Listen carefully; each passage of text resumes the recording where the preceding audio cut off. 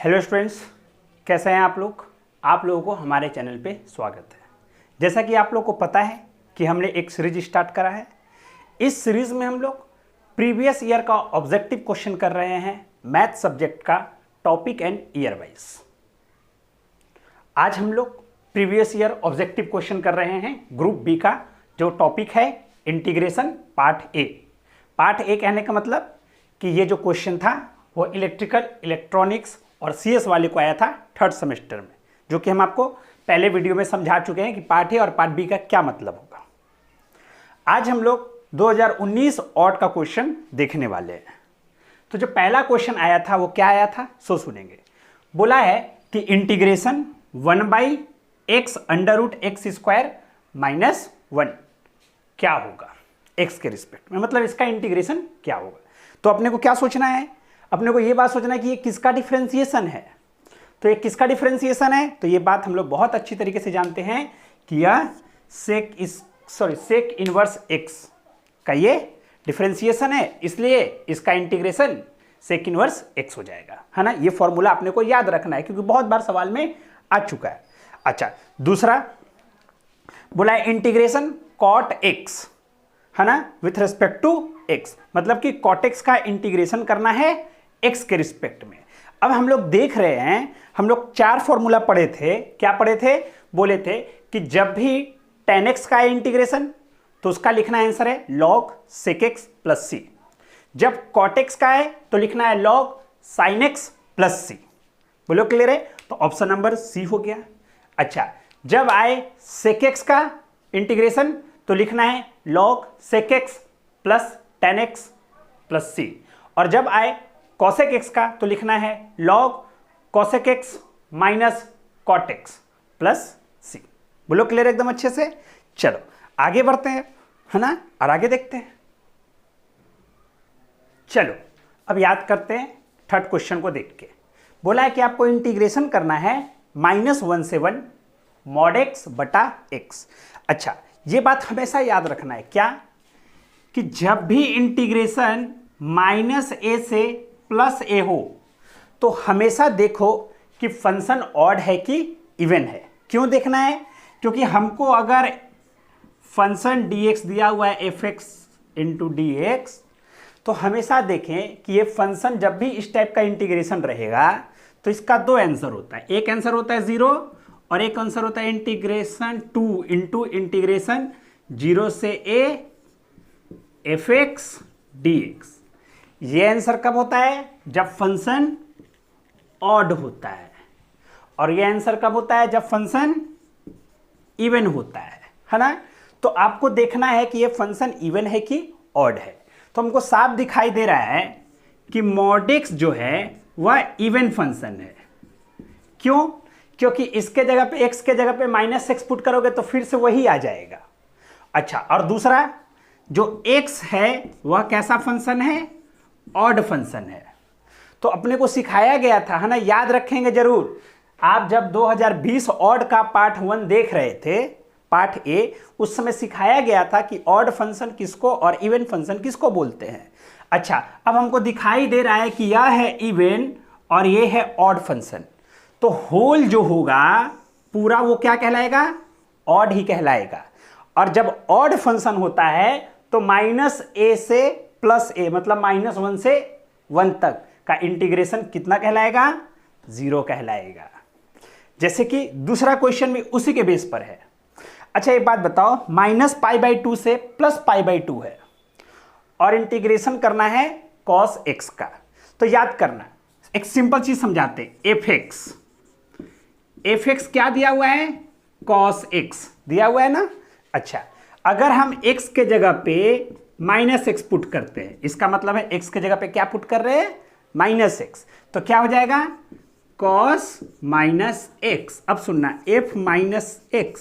अच्छा, यहां पर देखेंगे तो लिखा हुआ है cos -θ, और हमेशा याद रखना है cos -θ क्या होता है, तो प्लस cos θ, मतलब कि -x जब पुट किए तो फिर से fx ही आ गया।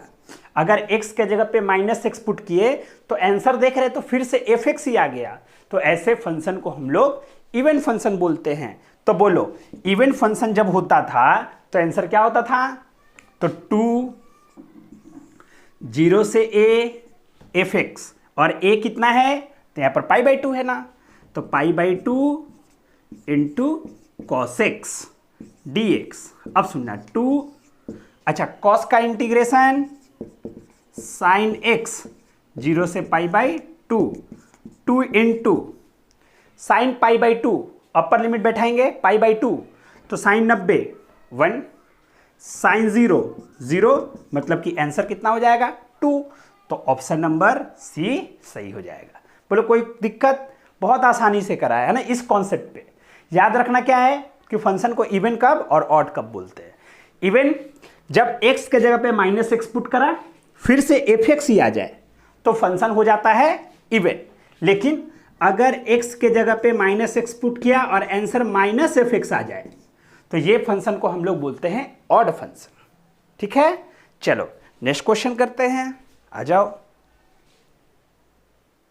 चले नेक्स्ट क्वेश्चन देखते हैं, क्वेश्चन नंबर 5। क्वेश्चन नंबर 5 भी बहुत ही आसान है, लेकिन एक इसमें थोड़ा सा कॉन्सेप्ट है। क्या कॉन्सेप्ट है इसको समझने की कोशिश करेंगे। अपन लोग ये बात जानते हैं कि integration integration e⁻x plus b dx, अगर इसका इंटीग्रेशन हमको करना है तो इसका आंसर क्या होता है? तो जो लिखा है सो लिख दे, e⁻x प्लस b, और बट्टा में x का कोफिशिएंट जो है उसको नीचे लिख दें और प्लस c। याद क्या रखना है? ये फॉर्मूला उसी समय लगाना जब ये लीनियर इक्वेशन में दिया हो, मतलब कि लीनियर फंक्शन दिया हो, है ना। लीनियर फंक्शन दिया हो तभी ऐसा लगेगा। देखो तो यहां से ऐसा लिख सकते हैं e⁻x बट्टा -1, क्योंकि x का कोफिशिएंट है -1। अच्छा, और इंटीग्रेशन, अब तो c लिखने का जरूरत नहीं है क्योंकि c तो हम उस समय लिखेंगे ना जब इनडिफिनिट हो, लेकिन ये तो डिफिनिट है, डिफिनिट इंटीग्रेशन है ना जी, क्योंकि लिमिट लगा हुआ है।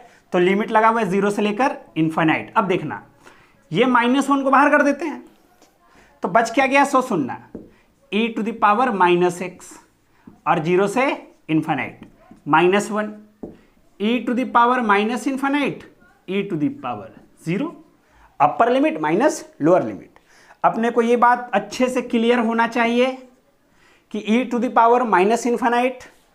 0 होता है, e⁻0 1 होता है, तो ये माइनस माइनस प्लस तो 1 हो गया। बोलो क्लियर एकदम अच्छे से? तो ऑप्शन नंबर सी सही है। बोलो इसमें कोई कष्ट नहीं होना चाहिए। सेकंड क्वेश्चन देखते हैं। सेकंड क्वेश्चन देखने के लिए एक प्रॉपर्टी याद है, हम लोग डिफिनिट इंटीग्रेशन में पढ़े थे। क्या कि मान लो तुमको इंटीग्रेशन करना है a से b fx dx। अरे जरूरी है a से b से, मान लेते हैं हमको इंटीग्रेशन करना है b से a fx dx, तो इसका इंटीग्रेशन बराबर हो सकता है इसके भी। किसके? तो b से a और b जोड़ दो और उसमें से x घटा दो, a और b जोड़ दो उसमें से x घटा दो, है ना। तो उस हिसाब से देखेंगे यहां पर, तो इसका इंटीग्रेशन क्या लिखेंगे? सो सुनना 0 से a f, इन दोनों को जोड़ दो तो जोड़ने पर तो a ही आएगा ना, और ये घटा दो -x इंटू dx। तो ऑप्शन देख ले कौन सा सही है। तो ऑप्शन नंबर सी सही है। ये इसका मेन जो है वो ये प्रॉपर्टी है क्या कि अगर b से इंटीग्रेशन करना है fx dx का, तो इससे बढ़िया है कि तुम इन दोनों को जोड़ दो और -x घटा दो और उसके बाद इंटीग्रेशन कर दो। तो वही चीज करा गया है कि इन दोनों को जोड़ दिए, तो दोनों को जोड़ेंगे तो a और 0 को जोड़ने पर तो a ही आएगा, और इसमें -x कर दिए। तो ये प्रॉपर्टी हम लोग पढ़े हैं, इसको प्रूव भी करा है।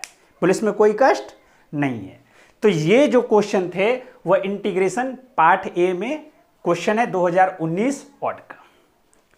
अगर ये वीडियो आपको अच्छा लग रहा है तो अपने दोस्तों को जरूर शेयर करें।